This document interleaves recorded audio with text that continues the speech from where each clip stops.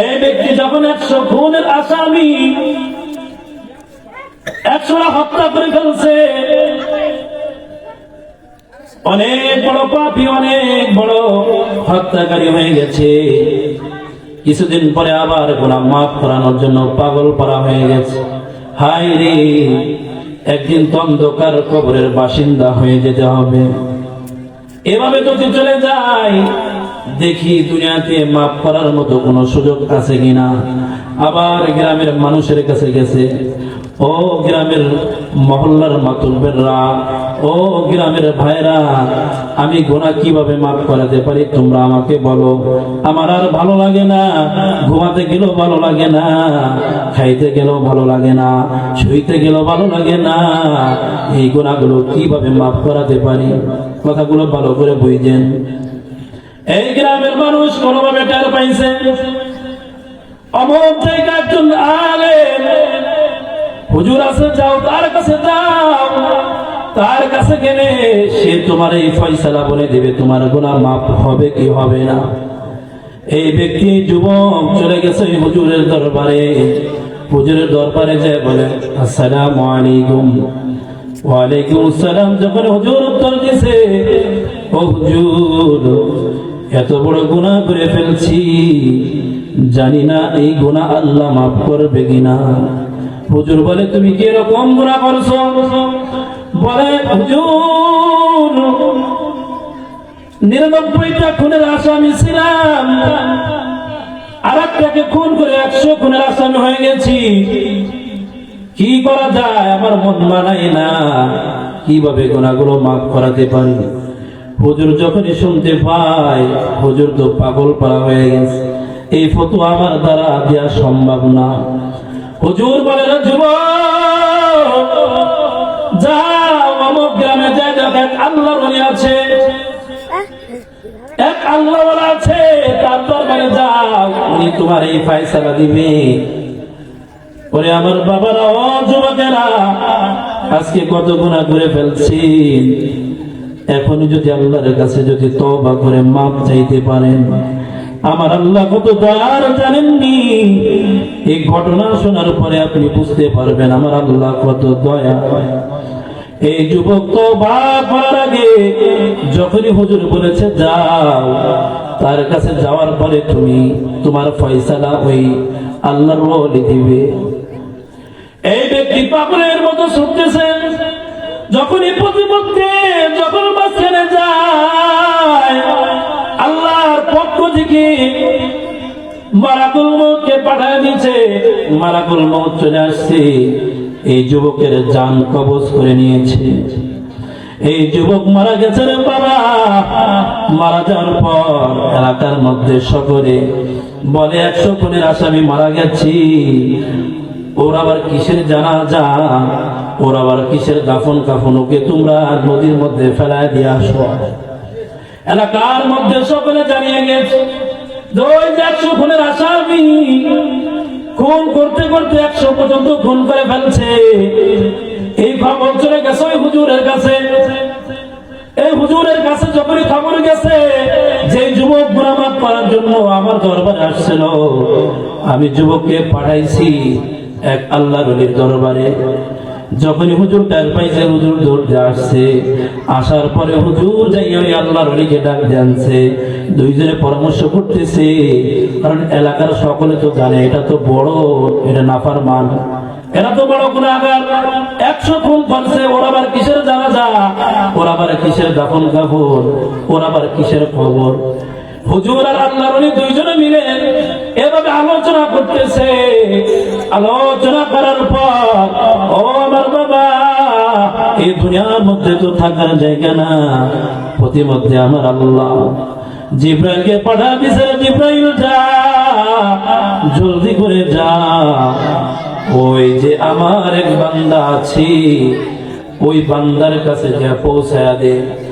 ওই জমক গ্রামের এক আল্লাহর ওলি আছে, হুজুর আছে, তাদের কাছে পৌঁছা দে যে আমি আল্লাহ রহমান, আমি আল্লাহ রহিম, আমি আমি আল্লাহ যুল কুওয়াতিল মাতিন, আমি আল্লাহ রাইসিল মাসাকিন।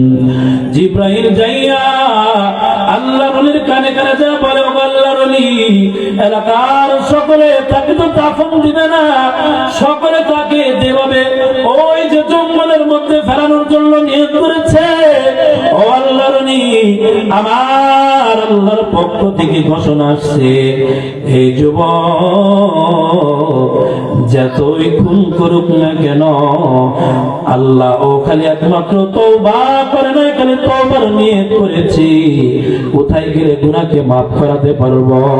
আমার আল্লাহ ওর জিন্দেগির গুনাহকে মাফ করাইয়া প্রত্যেকটা মানুষের কানে কানে ঘোষণা করে দিতে বলেছে, এই যুবক জান্নাতি। বলেন না সুবহানাল্লাহ?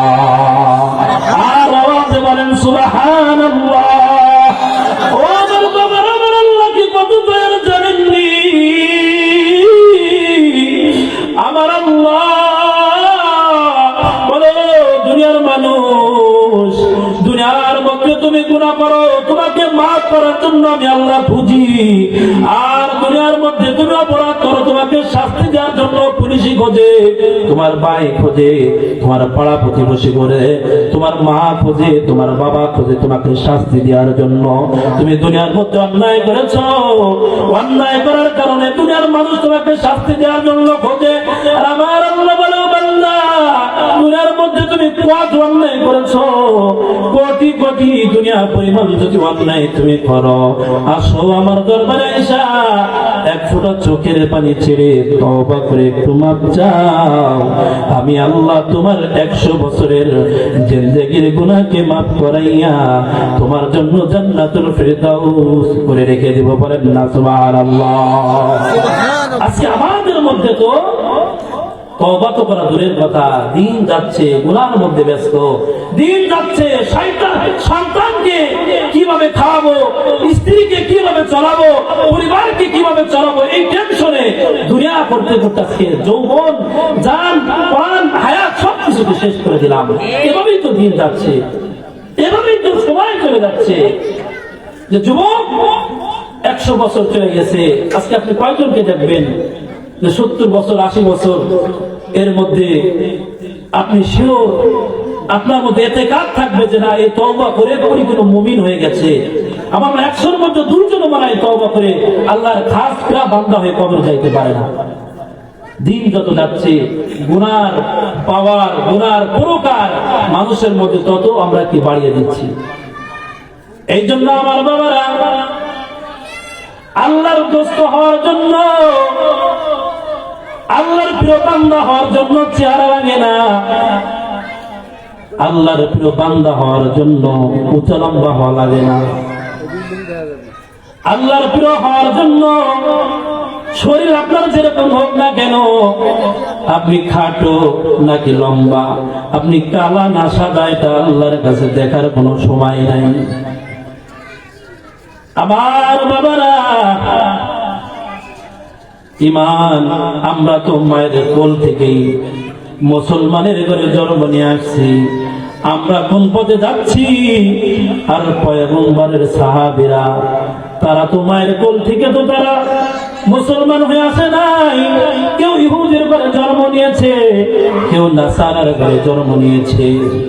আজকে ওই সাহাবাদের যদি তাকাই, তাদের চলাফেরা ছিল কেমন, আর আমাদের চলাফেরা হচ্ছে কেমন।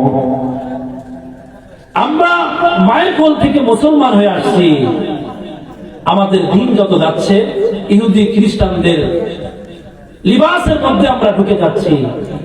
আর সাহাবীরা, হযরত আবু বকর, হযরত ওমর, হযরত উসমান, হযরত আলী, হযরত বিলাল, এরা তো দুনিয়ার বুকে কেরা মুসলমান হয়ে আসছেন। তাদের জীবনের দিকে আপনি তাকান তো, কতটা দিনের জন্য, আল্লাহর ভয়ের জন্য, আল্লাহ রসুলকে কতটা মহব্বত তারা করেছে, আল্লাহকে কতটা মহব্বত করেছে যে আল্লাহ তাআলা দুনিয়াতেই তাদেরকে জান্নাতের সার্টিফিকেট দিয়ে দিয়েছে। আর আমরা মায়ের কোল থেকে, তো আমরা যখন একজন শিশু মায়ের কোলে যখন ভূমিষ্ঠ হয়, ও তো নিষ্পাপ মাসুম, কথা ঠিক কি ঠিক না? ও যদি তোমার উপরে তো জান্নাত, কথা ঠিক কি ঠিক না? দিন যত যাচ্ছে ও কি আরো ঈমান হারা হচ্ছে, ইহুদি খ্রিস্টানদের সাথে মিশে যাচ্ছে, কথা ঠিক কি ঠিক না? আমাদের সন্তানেরা আজকে অনেক সন্তানের দিকে তাকাইলে দেখা যায় মাথার চুল রাখছে নেইমারের মতো, কথা ঠিক কি ঠিক না? পোশাক পরছে আর্জেন্টিনা, ব্রাজিল, অথচ বাবা নামাজ পড়তেছে। বাবা যদি সন্তানকে একটু ধমক দেয়, বেটা তুই তো মুসলমানের সন্তান, তোর চুল এত এভাবে রাখার তোকে কে অনুমতি দিল? কিন্তু বাবা বলে না। অপকর্মের মধ্যে লিপ্ত হচ্ছে সন্তান, বাবা বলে না। কেমন যেন এটা পানির মতো হয়ে গেছে। পানি যেভাবে খাওয়াটা সহজ, সন্তান যতই গুনাহ করুক না কেন এটাও বাবার জন্য গ্রহণ করা, মায়ের জন্য গ্রহণ করা পানির মতো সহজ, কথা ঠিক কি ঠিক না? এই জন্য হিদায়াত কেন আসে না? হিদায়াত কিভাবে আসবে? আল্লাহ পাক বলে, বান্দা হিদায়াত যদি পাইতে হয়, ইসলামের মধ্যে যদি পরিপূর্ণ ঢুকতে হয়,